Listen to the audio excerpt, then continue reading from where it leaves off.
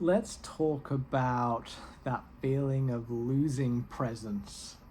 Like 1 minute you're present, the next minute you're away with the mind, thoughts, reactivity, etc., etc. This is something that in this experience during post-awakening is still there. Like, it's not stable at all. I guess in the early stages for me, there was a lot more, I guess, anger with myself for not being able to stay present. I would do crazy things like set timers on my Apple Watch to buzz to tell me to be present every 5 minutes. It didn't work, by the way, but there was a lot of anger, like, oh, for God's sake, how can I not do this? I'm so shit. Whereas that experience has definitely changed significantly. There is now an understanding, of course, that that's just another thought that comes up, and what's present that's here is always present. I mean, in those early days, definitely just asking the question, if I go to the experience here of now, or of this, or whatever we would like to call it, is it any different? And the answer would be no. So after a while of implementing this and just asking myself, instead of, I guess, getting emotional or angry about not being able to be present, just asking that question, okay, so now that I'm, so to speak, back in this experience, has it changed? And it's no. And the more you ask, the more with this, it does seem to fade. It's definitely not something that clicks and changes right away. I kind of look at it like a pendulum, so to speak, of swinging between so-called presence and, I guess, mind identification. Presence, mind identification. And that slows. But then there's the understanding that you're the pendulum itself that's swinging. And it doesn't matter what direction you're swinging because you're the pendulum. Another way that I've put it is there's two beams of light. There's a red and a blue. I don't know what they are mixed together. Let's say purple.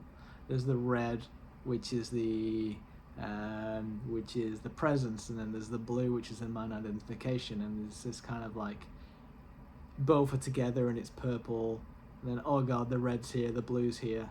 And in reality, we are the light. That's it. And seeing that it is a thought that just says, I've lost it. That's it. And it's very, very subtle.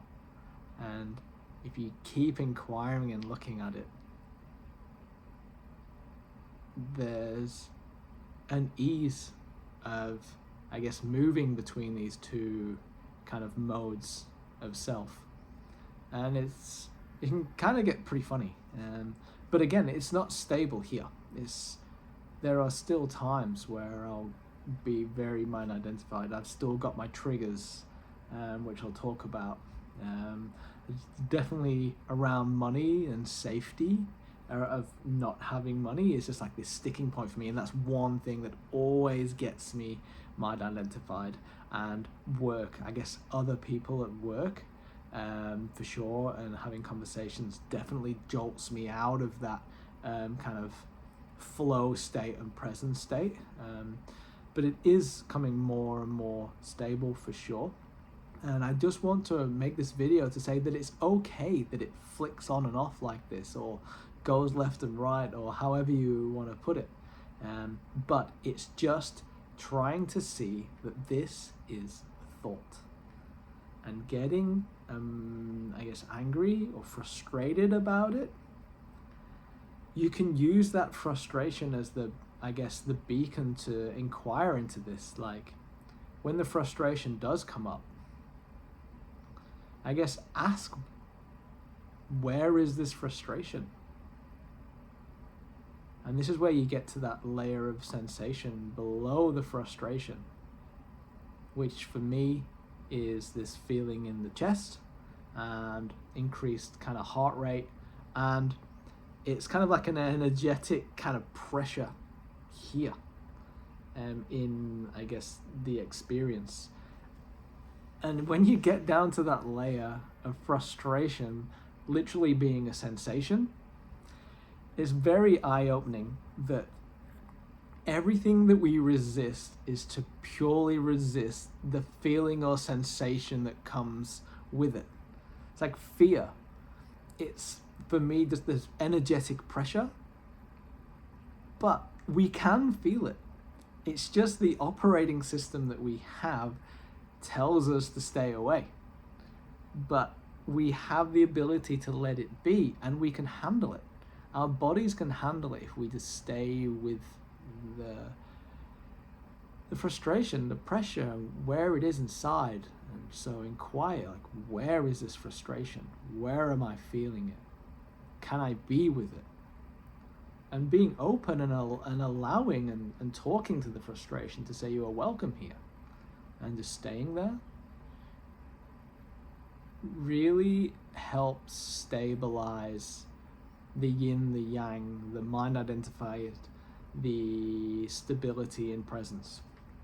So I think that's all I really have to say on it. That it's normal. It still happens for me. This is not stable. And it's okay. Like, you look and talk to teachers and you think that they're these perfect people that don't have these feelings or deal with this stuff, and it's not talked about, which is why I want to talk about it. So hopefully this helps. So I want to thank you for your time, and if you've got anything you'd like me to share or talk about, please let me know. But I'd love to know if I can help.